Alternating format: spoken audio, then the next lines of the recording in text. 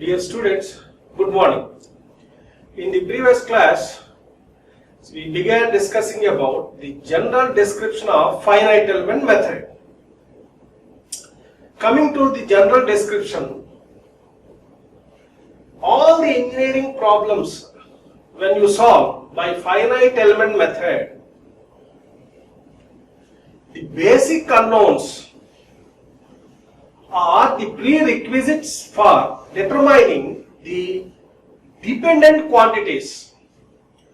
If it is a mechanics of solids problem, the basic unknown is displacement. If it is a fluid mechanics problem, the basic unknown is velocity of flow. If it is a heat transfer problem, the basic unknown is temperature. If it is an electrical engineering problem, the basic unknowns are electric and magnetic potentials. Once you determine these basic unknowns, you can determine the other dependent quantities. Right? For example, in mechanics of solids problem, I can determine the strain if displacement is known. Once I determine strain, I can also determine the stress. Therefore, what is the prerequisite for a mechanics of solids problem? Displacement. Right? All these basic unknowns are known as field variables. Field variables. When we determine these field variables at the nodes of the element, we can say nodal field variables. We can say nodal field variables. What is the basic idea of finite element method? Dividing the domain into subdomains. Discretizing the domain into subdomains. The subdomain is called as finite element. This finite element consists of several corners. So therefore, in the terminology of finite element method, corner of the element is called as node. Is called as node. The assemblage of all the finite elements, what is called finite element mesh. Finite element mesh. So the process of discretizing reduces infinite number of unknowns into finite number of unknowns. What is node? Node is the element corner which represents a discrete point.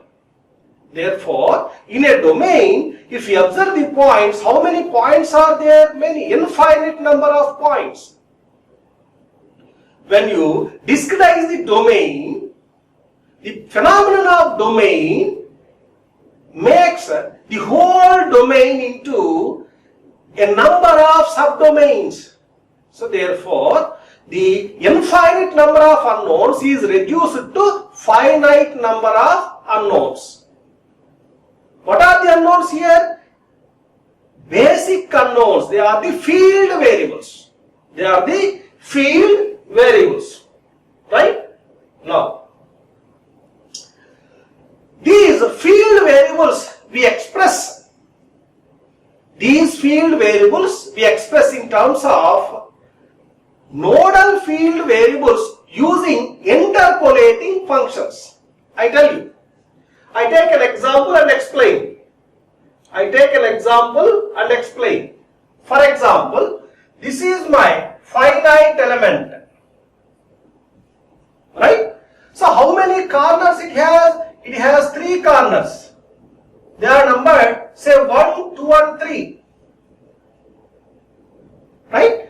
Assume that this element pertains to a solids mechanics problem. Therefore, what is the basic unknown? Displacement. Now, where I can determine the displacements? At the nodes of the element. How many nodes are there? 3 nodes. If I determine those basic unknowns at all these 3 nodes, I can say nodal field variables. Using finite element method, I can determine nodal field variables at the nodes. Right? Once I determine the nodal field variables, I can determine the field variables at any point in the finite element, where this point is taken at the interior of the element. At this point, there is no node. There is no node existing. Even then, I can determine how interpolating the nodal field variables with the field variable at this interior point using an interpolating function. This interpolating function, what is called shape function. Shape function. Now, the question is, what is shape function? The answer is very straight. You can answer it straightly. How you answer? Shape function is an interpolating function. What for we use? We can use this interpolating function to interpolate nodal field variables with the unknown field variable at the point of interest. Right? Okay. Next. In finite element method, the unknowns are the field variables at the nodes. That we did. Okay? Right. So if you visualize this diagram, as I said in the previous class, so this is the finite element, right? So this is the domain. It is discrete into several subdomains. Subdomain is a finite element, and the corner of the element is the node, as I said in the previous class. Okay, so now we shall see now applying the basic idea of finite element method, determining the perimeter of the circle.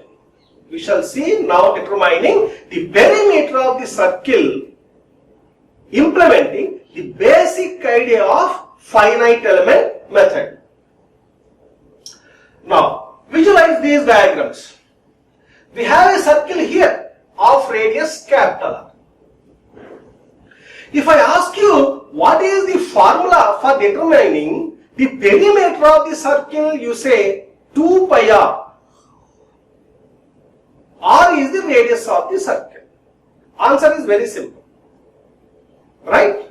Now, if I ask you to determine the perimeter of the circle implementing the basic idea of finite element method, how do you do? That is the question.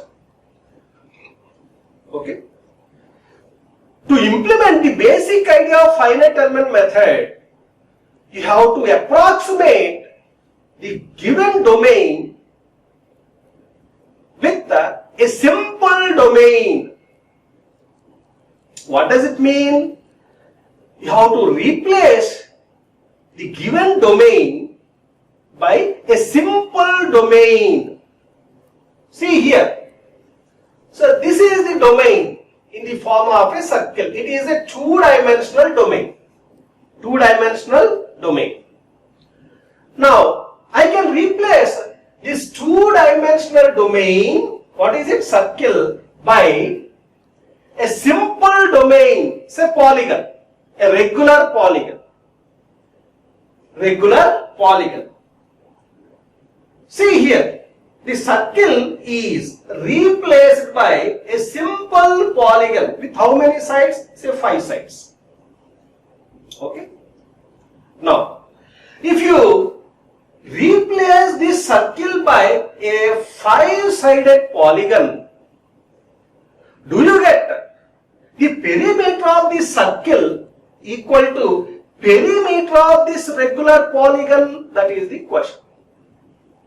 Yes, it may be possible when this polygon has large number of sides. Yes, it is possible when the polygon consists of huge number of sides. Say n is the number of sides of the polygon. Say n is number of sides of the polygon. I say n. When n is large, then what happens? Observe here. Then what happens? Observe here.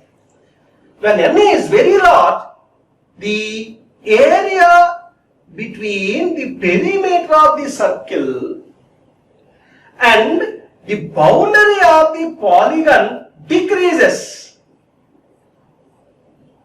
The area between the perimeter of the circle, circumference of the circle and the boundary of the polygon decreases.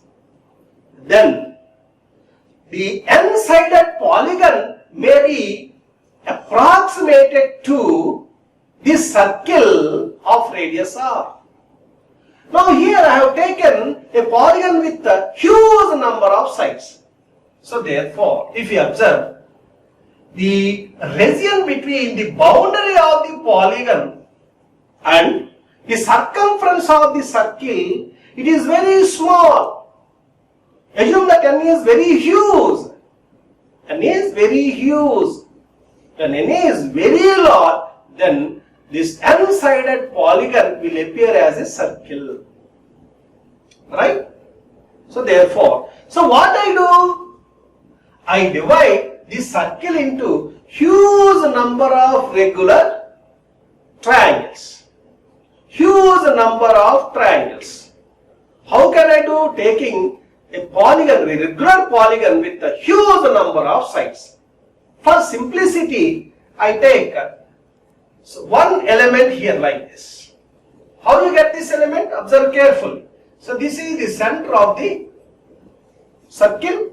Now, this is the vertex of the polygon joined with the center. And this is another vertex of the polygon joined with the center. Now see here, if you divide the polygon like this, joining each vertex of it with the center of the polygon, you get elements like this. What is the shape of each element? If I say this is element 1, this becomes 2, this becomes 3, 4, 5, 6, 7, 8. I have a polygon here with 8 sides. Therefore, the whole polygon is divided into 8 triangles. What is the shape of each triangle? See here, this side and this side are equal. Right? Therefore, I have 8 isosceles triangles. Okay?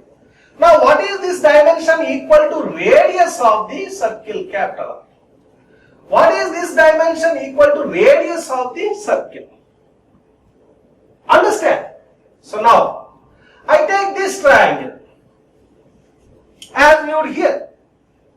Now, this is radius of the circle. This side is capital R and this side is also capital. Okay? So now, the corresponding sector if you take, is subtensor angle theta E. Right? In the case of a regular polygon with 8 sides, how you get this theta E? 360 degrees divided by 8. In the case of a regular polygon with n number of sides, how you get this theta E? You get 360 by n. Observe carefully. So this is a triangle. What type of triangle it is? Isosceles triangle. This is theta E. This is the angle theta E. This side is R. This side is R. This angle and this angle are both same. Understand? And what is this side? This is the side of the polygon. Understand? So therefore, can you determine this side? Yes, you can. What you can do? Because it is an isosceles triangle, take the midpoint of this side and draw a line like this from the midpoint of this side. I can say this is the base of this isosceles triangle. And what is the angle here? 90 degrees. Now, this is one right angle triangle and this is another right angle triangle. What is the angle here? 90 degrees. Okay. Now tell me, what is this angle? Theta e by 2. Theta e by 2. And what is this angle? Theta e by 2. So therefore, now from here to here, can you tell me the length of this part? It is simply r sin theta e by 2. Now from here to here, what is the length again? It is r sin theta e by 2. Now, what is the length of this side? It is simply 2r sin theta e by 2. That is how we can determine. The length of this side is divided by HE here. Okay? Now, from here to here, the arc length is divided by SE. Now, HE equals to, what you can write? 2 into R sin theta E by 2. That is what you can write. That we can see in next slide. HE equals to 2R sin theta E by 2. What is HE? Length of the polygon side. Okay. How many sides are there? N number of sides. Okay. So therefore, the perimeter of the polygon P equals to N into HE. This is the formula for determining perimeter of the polygon. What is our approximation? The perimeter of this polygon equals to perimeter of the circle according to finite element method. Why? Because we have divided the given circle into finite number of elements. Remember, this finite element method was there before.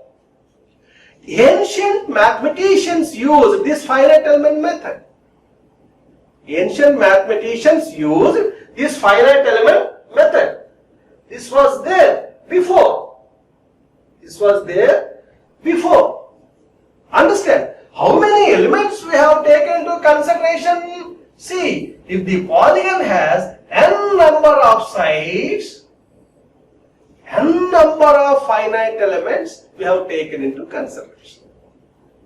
Each finite element is in the form of a triangle. Remember. Understand? Now, the length of this side we have determined HE. Okay. Now, the perimeter of the polygon is simply, the sum of the lengths of all these sides. The sum of lengths of all these sides. Therefore, for perimeter of the polygon, I can write N into HE. Understand? Right. Now, what is the length of this arc? SE. That also I have to determine. So why I determine? Because I want the perimeter of the circle and I compare the perimeter of the circle with the perimeter of the polygon to determine error. If this error is very small, then I can accept the finite element solution. What finite element method is? It is a numerical method. It gives approximate solution. The solution is very closer to the exact solution. Therefore, we can accept. Therefore, we can accept. Now, the length of the arc of the sector SE. How you determine? Let us see. The perimeter of the circle. What is the formula? 2 pi r. Right? N is the number of sides of the polygon. Therefore, divide the 2 pi r by n. Then you get the length of arc of the sector SE. The length of arc of the sector SE. This is the arc. Its length is divided by SE. Divide 2 pi r by number of sides of the polygon. Then you get length of arc of the sector SE. How this SE is useful to me? Let us see. When n is very large, the length of arc of the sector must be approximately equal to the length of the side. When it is possible, when the area between the length of this arc and this side is very, very small. So where is the area? I show here. This is the area. When the area enclosed by the arc of the sector and the side of this triangle is very, very small, then SE is equal to HE. Therefore, I must compare SE with HE and see the error. I can say residue. Right? Okay. So now, so what is the residue or error? Which equals to SE minus HE. Error is always positive, therefore write SE, right? Length of arc of the sector minus HE, length of the side of the polygon. Okay? Therefore, the error or residue, I say this is the local residue, not the global. For perimeter, I can use global error. So here, the length of arc of the sector, I am comparing with the side of the polygon. Therefore, I use local error. The local error, EE, or I can say residue, which equals to, we have the formula for SE, it is 2 pi r by n, minus, we have the formula for HE, it is 2r into sine theta e by 2, right? Therefore, when r comes out, what remains? 2 pi by n minus 2 into sine pi by. So here if you observe, the error with respect to the side of the polygon and the length of arc of the sector is determined, that is denoted by EE. I say it is the local error. The local error is determined taking the side of the polygon and the length of arc of the sector, which is denoted by EE, which equals to the side of the polygon. Side of the polygon is denoted by HE and the length of arc of the sector is denoted by SE. Therefore, the difference of 2 you take. That is, so 2 pi r divided by n minus, next 2r into sine theta e by 2. So here theta e equals to, here theta e equals to 2 pi by n. Therefore, in place of theta e by 2, you can write 2 pi by 2n. Then you get pi by n. That is the reason why in this expression, when r comes out, what lies within brackets? 2 pi by n minus 2 sine pi by n. This is the expression for error determined taking the side of the polygon and the length of arc of the sector into consideration. So once you determine this error or this residue, global error can you determine? Yes. How? Multiplying this by number of sides of the polygon. That is the reason why, say here, I have written the global error E equal to N into local error. Right? Now, the error or the estimate E equal to, now, 2 pi r minus 2 rn into sine pi by n. Right? So, what is the perimeter of the circle? 2 pi r minus what is the perimeter of the polygon? That is 2rn into sine pi by n. So the expression for E I have. So now I said n is huge number, therefore when n is very large, then I can write E equal to 2 pi r minus, in the limit as n tends to infinity, 2 rn into, observe carefully here, pi by n into sine pi by n by pi by n.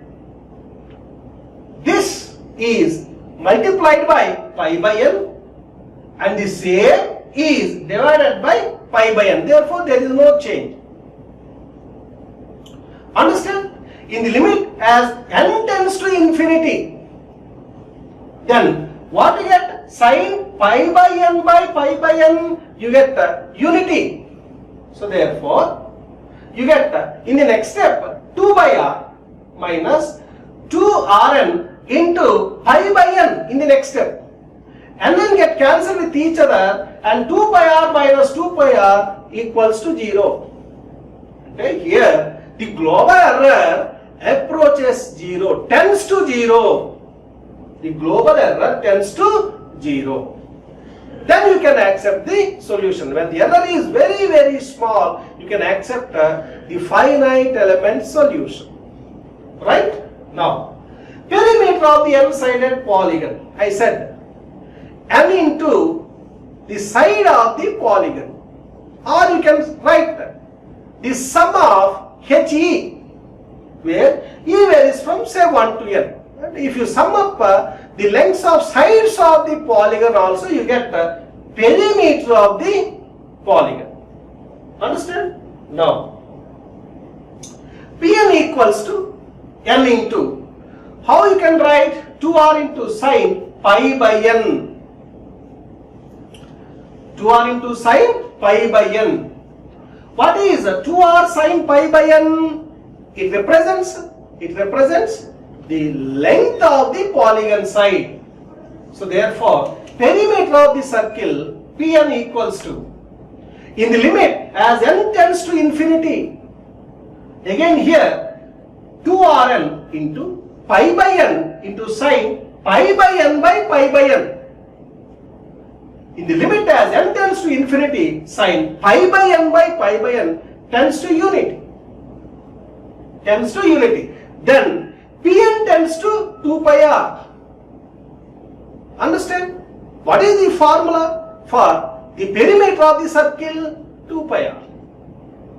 What is the formula here? The perimeter of the polygon 2 pi r. Which means that when the area between the boundary of the polygon and the boundary of the circle is negligible, then you get the perimeter of the circle equal to perimeter of the polygon. This is how one can implement finite element method to determine perimeter of the circle. You can also use the finite element method to determine area of the circle. This finite element method was there before. Ancient mathematicians used finite element method to determine perimeter of the circle, area of the circle. Okay? Right. Thank you very much.